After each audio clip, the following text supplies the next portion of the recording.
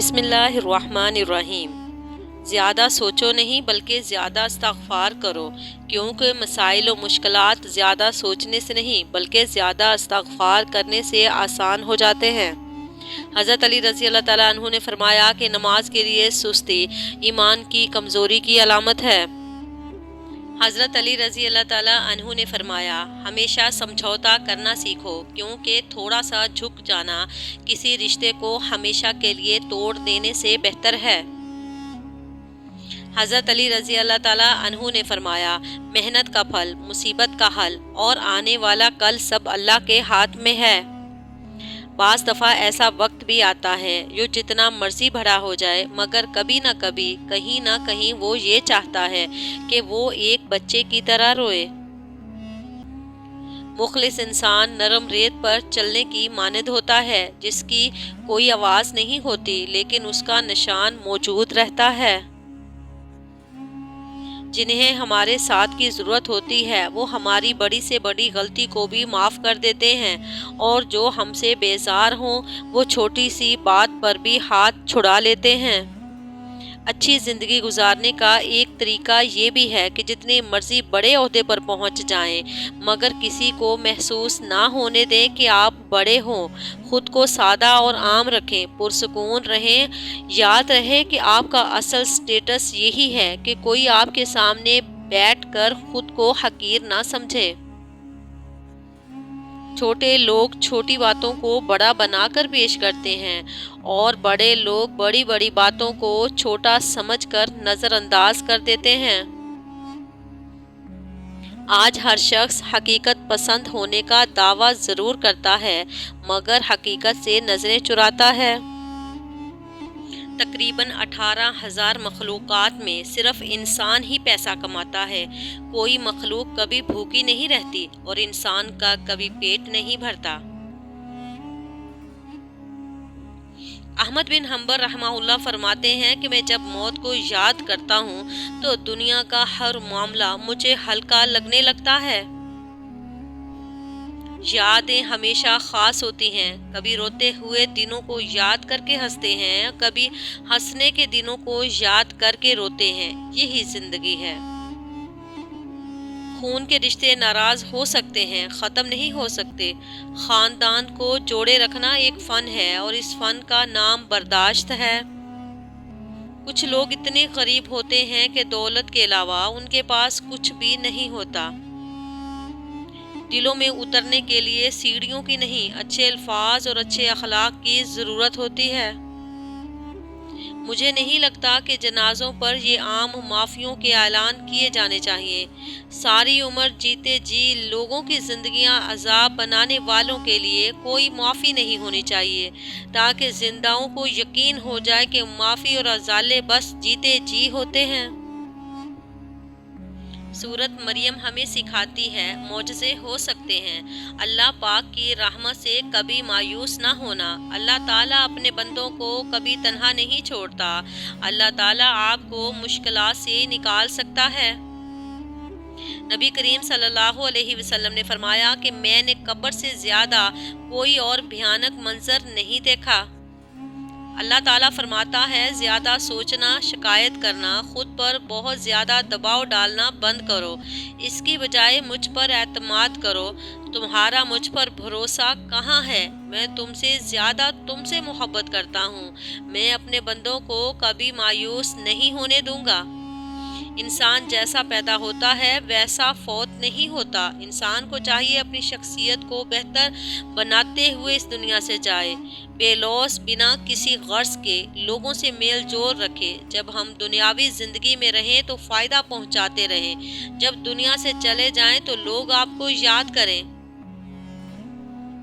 لوگ ہماری تعریف اس وجہ سے کرتے ہیں کہ اللہ نے ہمارے خفیہ گناہوں کو چھپا رکھا ہے۔ ہم پر احسان لوگوں کا نہیں ہے جو ہماری تعریف کرتے ہیں، بلکہ اس ذات کا ہے جو ہماری بداعمالیوں کا پردہ فاش نہیں کرتا۔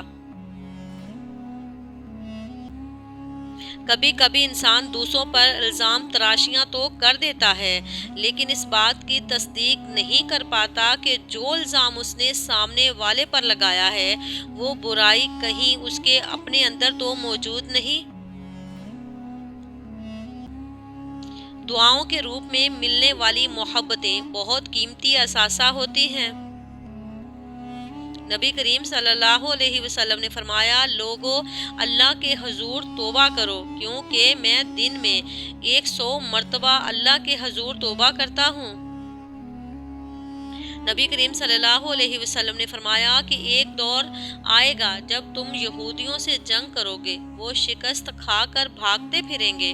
کوئی یہودی اگر پتھر کے پیچھے چھپ جائے گا تو وہ پتھر بھی بول اٹھے گا کہ اللہ کے بندے، یہودی میرے پیچھے چھپا بیٹھا ہے، اسے قتل کر ڈال۔ جب تم کسی انسان سے کوئی چیز مانگو اور وہ نہ مل سکے تو جان لو کہ اللہ نے تمہارے لیے اس چیز کو مقدر ہی نہیں کیا۔ لہٰذا لوگوں کو ملامت نہ کرو کہ انہوں نے تمہاری حاجت پوری نہیں کی۔ اگر اللہ نے وہ چیز تمہارے مقدر میں لکھی ہوتی تو کوئی بھی تمہیں اس سے روک نہیں سکتا تھا۔ مالک بن دینار رحمہ اللہ کہتے ہیں کہ آپ دنیا کے لیے جتنا غم کریں گے، آخرت آپ کے دل سے اتنی نکل جائے گی۔ اگر آپ آخرت کے لیے جتنا غم کریں گے، دنیا آپ کے دل سے اتنی نکل جائے گی۔ انسان کا اللہ تعالیٰ کی توحید بیان کرنا، تعریف کرنا، اپنے گناہوں کا اعتراف کرنا، اپنی غلطی کو مان جانا، یہ قبولیت اور مغفرت کا سبب بنتا ہے۔ چیزوں کی اہمیت نہیں ہوتی، وہ کبھی نہ کبھی مل ہی جاتی ہیں۔ صرف انسان ہے جس کا کوئی نعم البدل نہیں ہوتا اور وہ دوبارہ کبھی نہیں ملتے۔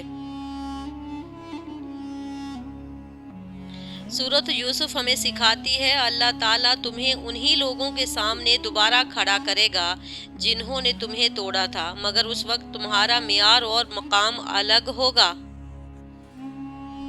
ہر اذیت کی ایک معینہ مدت ہوتی ہے، جس کے گزر جانے کے بعد نہ تو درد کی شدت پہلے جیسی رہتی ہے، نہ اسے سہنے والا انسان پہلے جیسا رہتا ہے۔ جانتے ہو گناہ پر دنیا میں سخت ترین سزا کیا ہے؟